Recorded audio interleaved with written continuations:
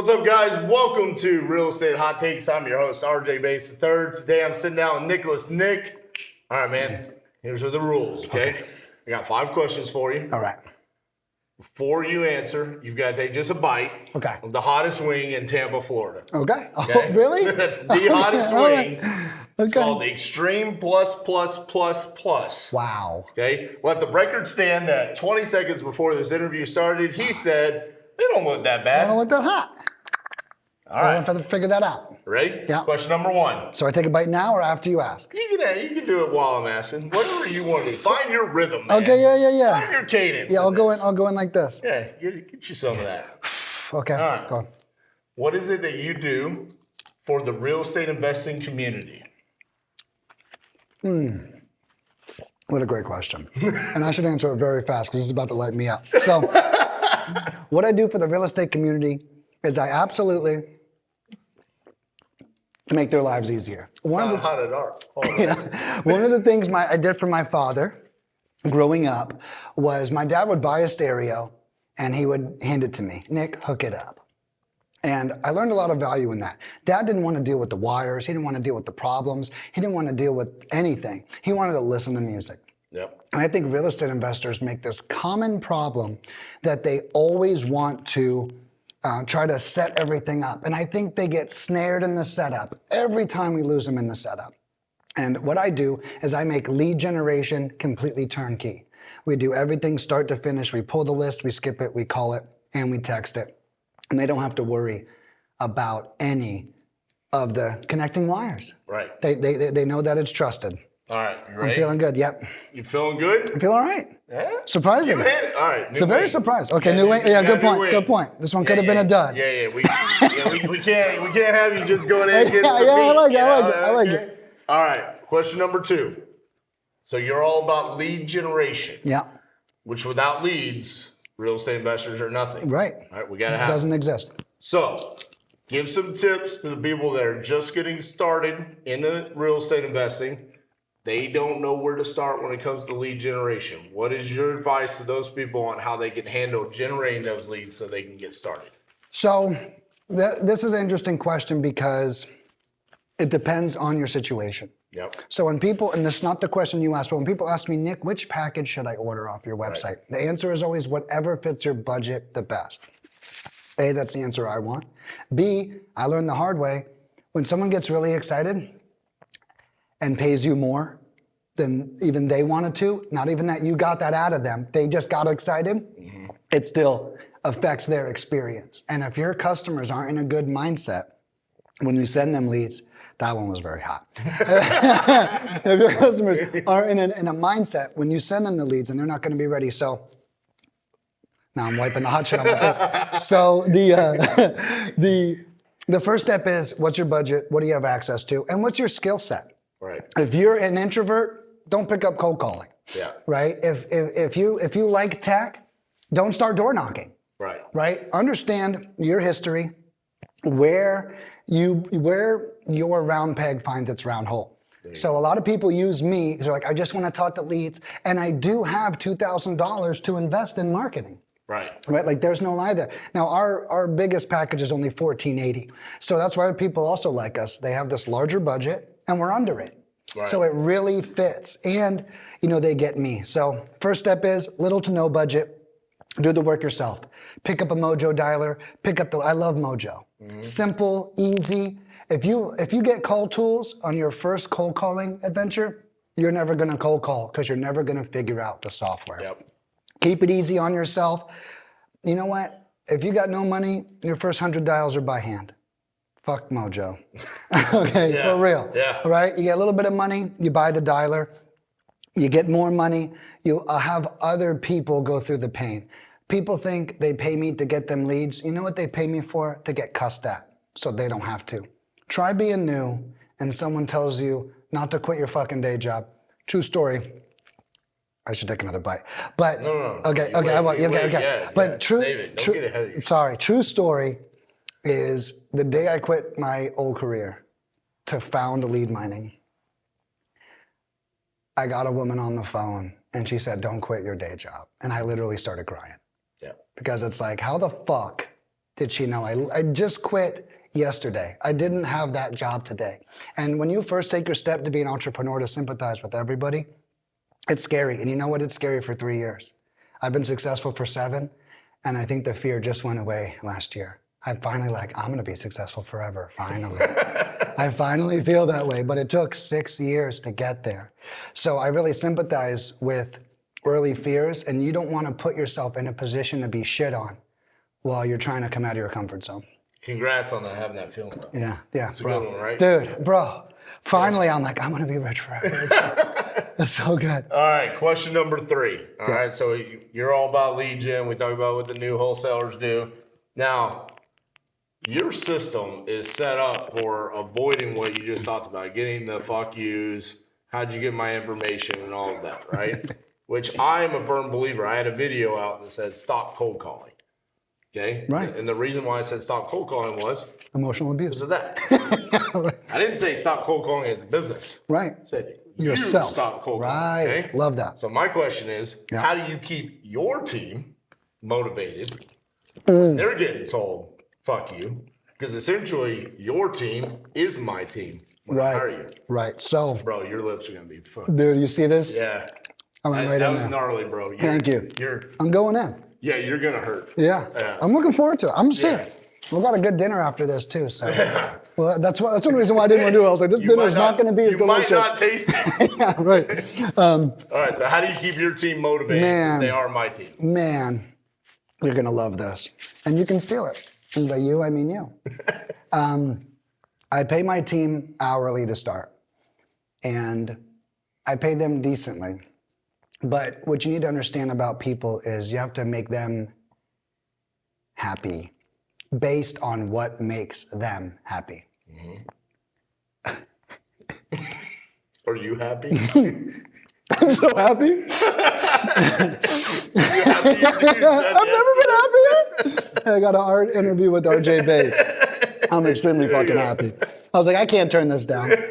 I think my hearing is going out, but I can't turn this down. Okay. Just 2 more after you Yeah, answer. yeah, right. Yeah, and then the question, if you could remind me, was, how do I keep my people happy? Yes. So keeping them happy based off what makes them happy. Not everyone wants pay, actually, but everyone does want quality of life.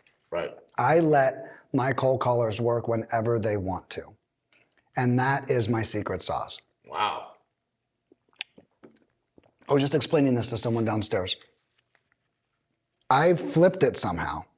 You know, Uber, there's no Uber schedule. Oh, I got to drive Uber from 3 to 7. The boss is on my ass. That doesn't exist. Right. So Uber inspired my...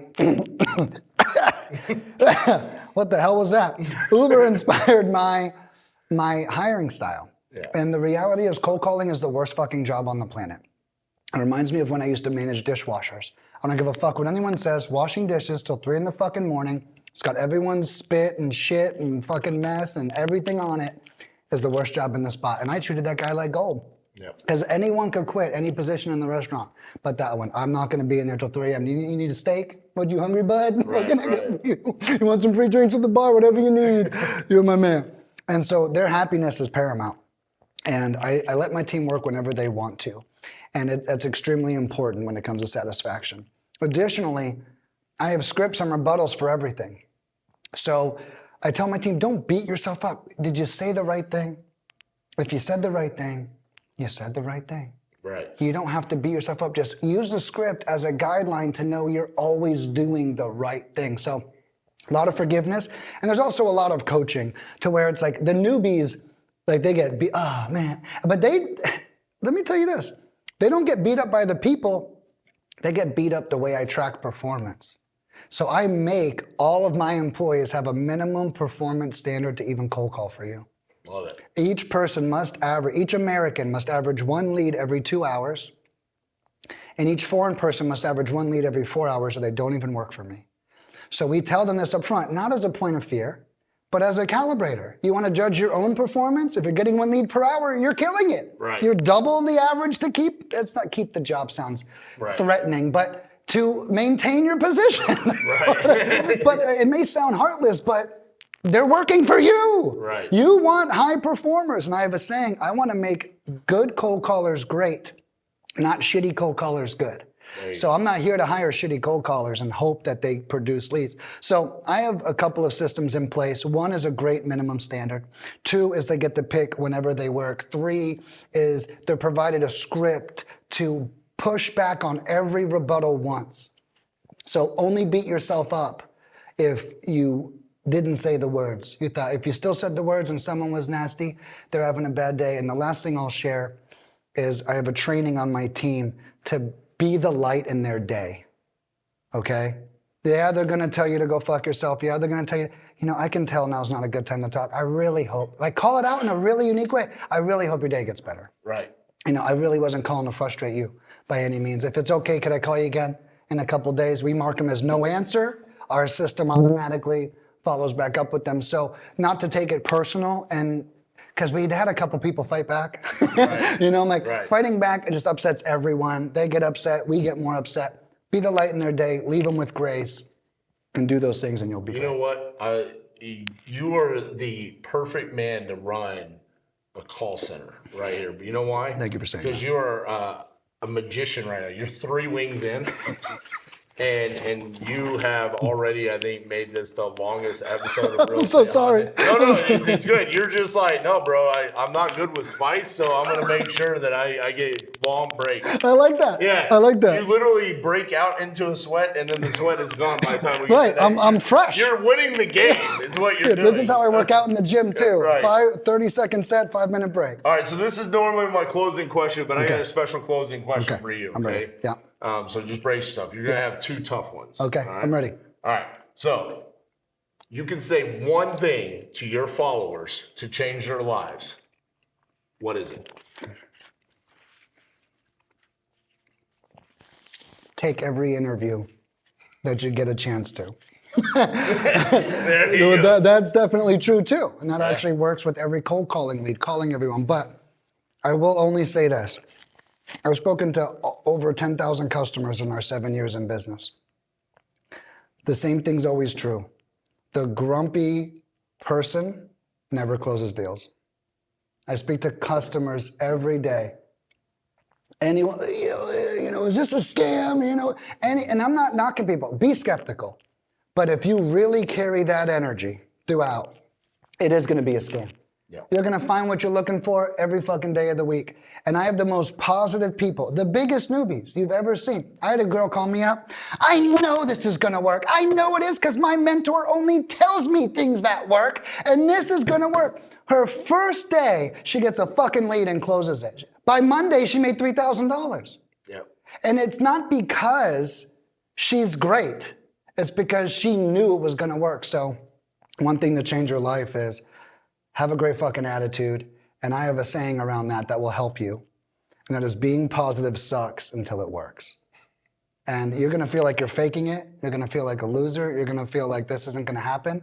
But watch, when those positive thoughts start coming to fruition, it becomes a lot easier to keep being positive. Love it, man. All right, last question. Okay. So you and I have a connection on something that a lot of people don't like to talk about. So it's kind of an uncomfortable topic, but I want to talk about it because I think as a man, an entrepreneur, it's something that we all have to deal with at different points of times. And listen, sometimes as men, we don't like to talk about problems that we have, okay? Me and you both have unfortunately lost our dads in our entrepreneur journey. I know that was extremely difficult for me to get over. Yeah. Because he was someone I wanted to make proud Amen. as an entrepreneur, right? So what is some advice that you might have to someone that's gone through that, overcome it, kind of deal with that loss? Okay. So they lost their father as well. Yeah. And they're climbing, Yeah. you could say. How do you deal with loss just in general as an entrepreneur, you know? My story is a blessing with my father. I was hanging out with a bunch of friends, and I decided, and I was cutting off my parents. You'd be surprised. You do it at 16, you do it again in your 30s. And I was like, what am I doing? Like, my friends don't give a fuck about me. Right. And I started getting really close to my parents. And then I told them, I was like, I want to be your best friend. I want to fix this. So I didn't have a lot of regret of time after he died. And I really think I processed his death really well because right before he got diagnosed with terminal cancer, I was like, I'm gonna hang out with you every week. 3 weeks in, he got diagnosed with terminal cancer. I started crying, not because he was dying, but because I finally made a fucking decision ahead of time. I'm finally learning. I finally didn't wait till he said I was dying to do something. So that was cool. So I just want to share that because my advice might be unique because I don't really have a lot of regrets. But I really leaned in. I can't speak for you, but when I have an addiction or when I'm going through something, I don't constrict myself. I don't control myself. You know what? I'm gonna fucking cry. I'll fucking start crying right now. I'll do whatever the fuck I want to do. You know? Right. And it's like I go through whatever I want and I feel it to the fullest.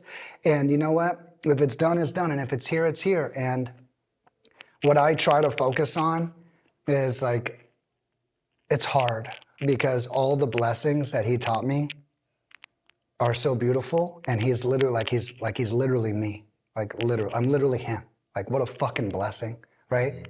I don't know your father, but I bet if he impacted you and you missed him so much, you're like, I'm so him, and that's really cool. And the other part was respecting how powerful my childhood is, and how excited I am to have children, and how I think it's really cool. Yep. I think it's cool that he had me, and I think it's cool that he cared, and I fucking hate kids, man. And I'm like, and he hated me, and not in a way that he hated me, but it's like, every time I was like, I think I'm gonna have kids, it's like, yeah, you know, Nick, I don't think you need kids, you know?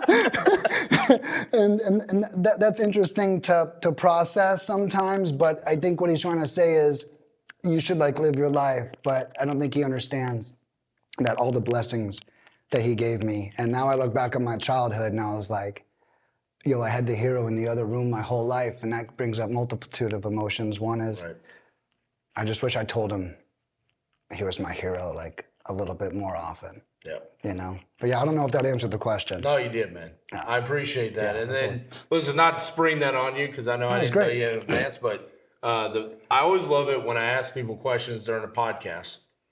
And I know that their answer is truthful because I see them living it. Right. And your answer is truthful because I saw you lean in when you lost them. That's how I know you lost them. Right. It's not like you and I have a close relationship. Right. Yeah. You leaned in. You shared your story. Yeah.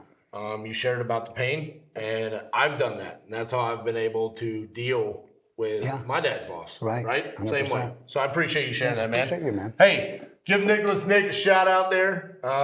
Leave a comment. Let us know what you took away from today's episode. Make sure you like, and we'll see you next time on Real Estate Hot Takes. See you guys. What's up? Yeah, great. Thank you guys so much.